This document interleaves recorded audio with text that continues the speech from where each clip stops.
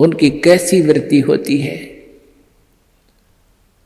अब जैसे कोई पिछले जन्म में भी कोई भक्त भक्ति करता था और वो पार ना होया, आप जी हो, परमात्मा चाहते हैं कि तुम सभी पार हो जाओ, बहुत अच्छी बात है, क्योंकि पार होने के लिए तो ये सारा खेल हो रहा है आपको पार करने के लिए।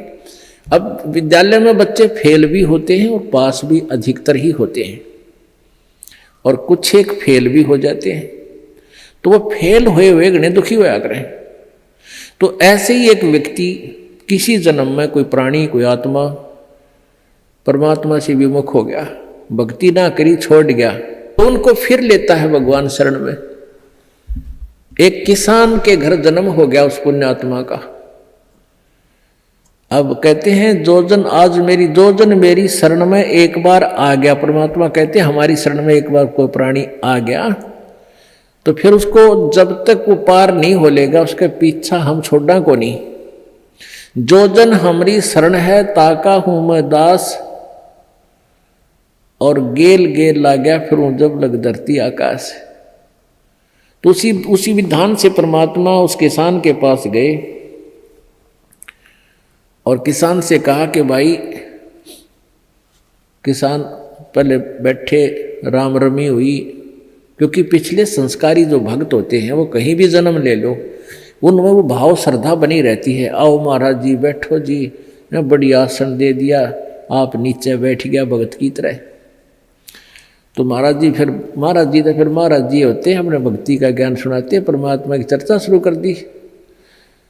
तो वो किसान कहने लगा, कहाँ जी भक्ति तो मैं करता हूँ, क्या भक्ति तो मंदिर में जाता हूँ, शिव जी की पूजा करता हूँ। फिर सारी बात बताई, भाई यह भक्ति ठीक नहीं, भक्ति की विधि ये है जो आपके शास्त्रों में लिखी हुई है, कैसी करो। अच्छा जी ठीक सत है, भक्ति भी कराएंगे भाई, फिर उपदेश ले ले। अगना जी इब्बा नहीं, ये तो बच्चे छोटे छोटे हैं, ये थोड़े से ठीक हो जाए, अपना काम संभालन जोगे, फिर महाराज जी तेरे आप पक्का चेला बन जाऊंगा। लाख समझाने पर भी नहीं माना, यही कहता रहा। परमात्मा चले गए। कुछ दिनों के बाद फिर गए, देखा क्या, किसान के 2 लड़के थे, उन लड़कों के भी बच्चे हो रहे, उन खिलाने लग रहा खूब प्यार से, सीने से लटा रखे पोते।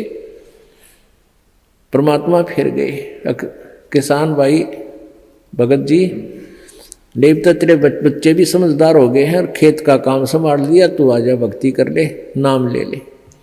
ने बोला महाराज जी देख छोटे छोटे पोते हैं, बच्चे खेत में जा हैं, काम कर रहे हैं, और मैं इनको बाद में संभाल रहा हूँ, अब मुझे फुर्सत नहीं है, थोड़े ही बच्चे पोते बड़े हो जा थोड़े से, फिर मैं भक्ति करूँगा। बहुत कहने पर भी नहीं बोला, ना बाबा जी दुखी ना करे मैंने, क्यों पोते घने प्यारे लग गया करे। यह काल का एक भयंकर जाल आगे और बढ़ा देता है उसके ऊपर।